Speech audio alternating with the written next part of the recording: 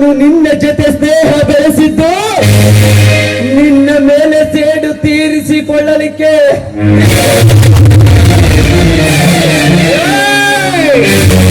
ಸೇಡು ಸೇಡು ಅದೇ ಸೇಡು. ಇಂದಿಗೆ 16 ವರ್ಷಗಳ ಹಿಂದೆ ಮಹಾನವಮಿಯ ಅಮಾವಾಸ್ಯೆಗೆ ನನ್ನ ತಂದೆ ತಾಯಿಗಳನ್ನು ಕರೆದುಕೊಂಡು ಬಂದು ಇಂಚು ಇಂಚಾಗಿ ಕತ್ತರಿಸಿ ಹಾಕಿದೆಯಲ್ಲ, ಅವರ ಮಗನೇ ನಾನು. ಅರ್ಥವಾಗಲಿಲ್ಲವೇ?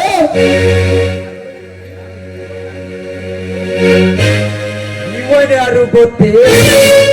ನನ್ನ ಅಣ್ಣ. ಇವಳ್ಯಾರು ಗೊತ್ತೇ? ನನ್ನ ಒಡ ಹುಟ್ಟಿದ ಸಹೋದರಿ. ಇವನ್ಯಾರು ಗೊತ್ತೇ? ನನ್ನ ಸಾಕು ತಂದೆ.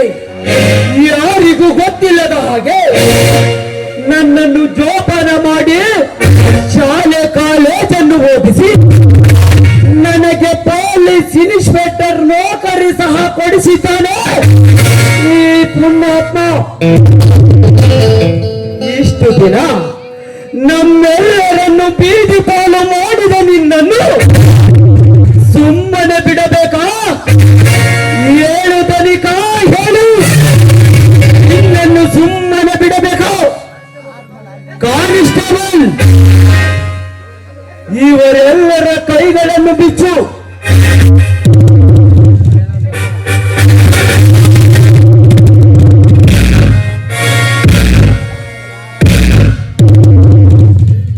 ಹೇಗಿದೆ ಸೌಕರ ಈ ಶೆಟ್ಟಿ ಬೀಸಿದ ಮೋಸದ ಜಾಲ?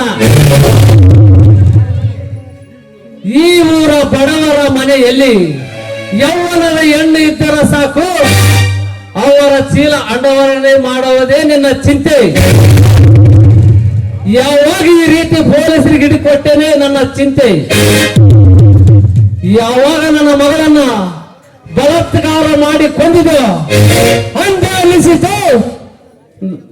ನಾನು ನಿನಗೆ ತಕ್ಕ ಜೋಡಿಯನ್ನು ಹುಡುಕಬೇಕು ಅಂತ.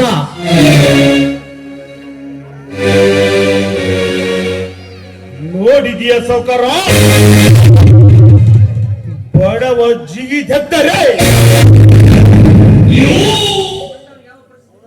ನಿಮ್ಮಂತವರಿಗೆ ಎಂತ ಪರಿಸ್ಥಿತಿ ಬರ್ತದೆ ಎಂಬುದು ತಿಳಿದಿಕೋ. ಬಡವರೆಂದರೆ ಬೀದಿ ನಾಯಿ ಎಂದು ತಿಳಿದು ಬಾಳ ಸುತ್ತಿಕೊಂಡು ಇರುತ್ತಾರೆ ಎಂದು ತಿಳಿದುಕೊಂಡಿದ್ದೀವಿ.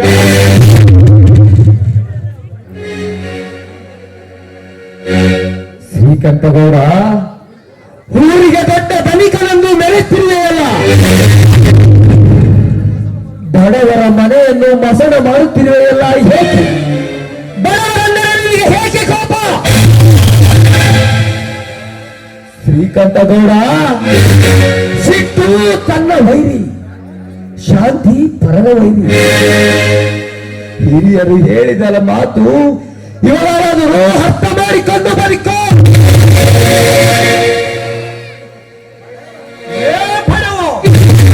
ಒಬ್ಬ ಶ್ರೀಮಂತ ಕೈ ಎತ್ತಿ ತುತ್ತನ್ನು ಹಾಕಿ ಹೊಟ್ಟೆ ತುಂಬುವ ತನಕ ತಿಂದು ತುಂಬಿದ ಕತ್ತೆಯಂತೆ ಕತ್ತಚ್ಚಿ ಬರುತ್ತಿರುವ ನಿಮ್ಮಂತ ಕತ್ತೆ ಬಡವರನ್ನ ಕೊಲ್ಲುವುದೇ ನನ್ನ ಕೆಲಸ.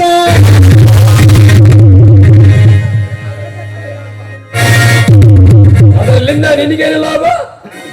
ಲಾಭ ನನಗಲ್ಲ, ಸತ್ತು ಸ್ವರ್ಗದಲ್ಲಿರುವ ನನ್ನ ಎತ್ತವ್ರನ್ನ ಕೊಂದು ಬಿಟ್ಟು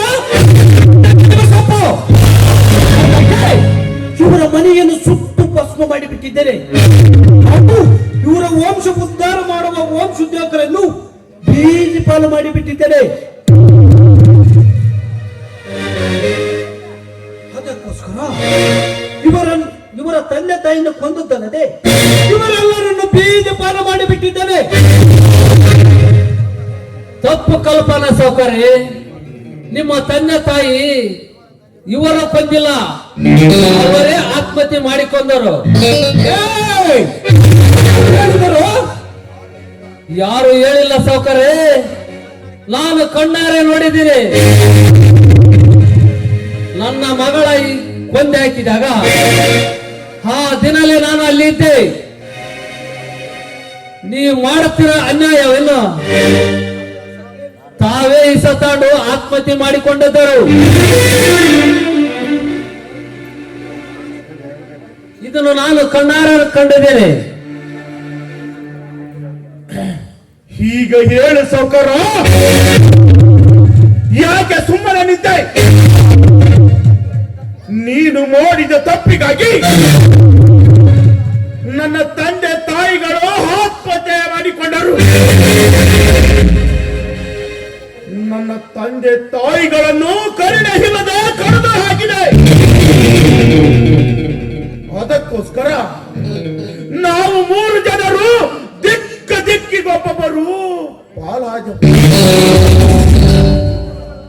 ಈಗ ಬಗಳೇ ನಿನಗೆ ಯಾವ ಶಿಕ್ಷೆ ಕೊಡಬೇಕು ಎಂದು. ಅಣ್ಣ ಸರಿ ಆಚೆ, ಈಗ ನಾವು ಕಾನೂನನ್ನು ಕೈಗೆ ತೆಗೆದುಕೊಳ್ಳಬಹುದು. ಇವನಿಗೆ ಶಿಕ್ಷೆ ನಾವು ಕೊಡಬಾರದು. ಇವನನ್ನು ಕಾನೂನಿಗೆ ಒಪ್ಪಿಸಿದರೆ ಅವರೇ ಇವನಿಗೆ ಶಿಕ್ಷೆ ಕೊಡುತ್ತಾರೆ.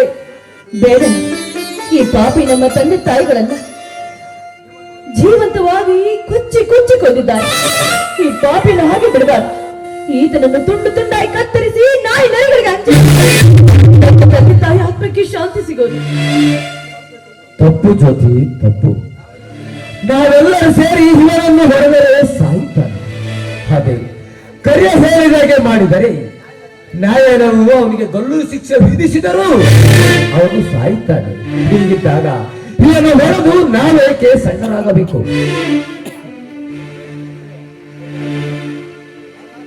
ಶೇಖರ್, ಹಾಕು ಇವನ ಕೈಗೆ ಬೇಡಿಯನ್ನು. ನೋಡಿದ್ದೇನ ನಿನ್ನ ಪರಿಸ್ಥಿತಿ ಎಲ್ಲಿಗೆ ಬಂದಿತು? ಚಂದ್ರಕಾಂತ್ ಗೌಡನ ಮನ ಪರಿಸ್ಥಿತಿ ಇಲ್ಲಿವರೆಗೆ ಮುಟ್ಟಿತು. ತಮ್ಮನ ಕುಳಿತು ಬೇಡಿಯುವಾಗ ಕಾಲ ಬಂದಾಯಿತು. ಏಕೆ ಗೊತ್ತಾ? ಈ ಊರ ಬಡ ಜನರು ಕನಿಕರಿಲ್ಲದ ಧನಿಕರಾಗಿ ಮೆರೆದೇ ಅಲ್ಲ. ಅದಕ್ಕೆ ಹೋಗಲಿ ಬಿಡಿ ಶೇಖರ್. ಈಗ ನಿಮ್ಮಣ್ಣರಿಗೆ ಬೈದರು ಬರುವ ಲಾಭವೇನು? ನನ್ನಂತ ಜೀವನದಲ್ಲಿ ಕರಿಯ, ನನ್ನಂತ ಜೀವನದಲ್ಲಿ ನಿನ್ನಂತ ವ್ಯಕ್ತಿನೂ ನಾನು ಕಂಡಿರಲಿಲ್ಲ. ಈ ಅಂಧಕಾರವನ್ನು ಕಳೆದುಕೊಂಡು ಈ ಕೂಡ ಸಮಾಜದಲ್ಲಿ ಬಾಳುವುದಕ್ಕಿಂತ ನನ್ನ ಕಣ್ಣುಗಳನ್ನು ಪುನಃ ಬರುವಂತೆ ಮಾಡಿದ ಪುಣ್ಯಾತ್ಮ ನೀನು. ಈ ನಿನ್ನ ಉಪಕಾರವನ್ನು ನಾನು ಎಂದಿಗೆ ಮರೆಯುವುದಿಲ್ಲ ಕರಿಯ, ಮರೆಯುವುದಿಲ್ಲ. ಅಯ್ಯೋ, ಅಷ್ಟು ದೊಡ್ಡ ಮಾತು ಏಕೆ ಶಿವಣ್ಣ?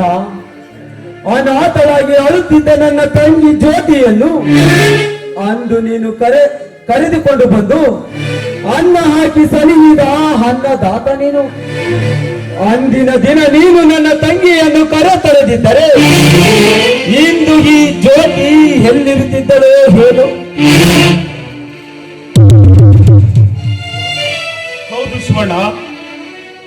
ಹೌದು ಶಿವಣ್ಣ, ನನ್ನ ತಮ್ಮ ಕರಿ ಹೇಳುವ ಮಾತು ನಿಜವಿದೆ.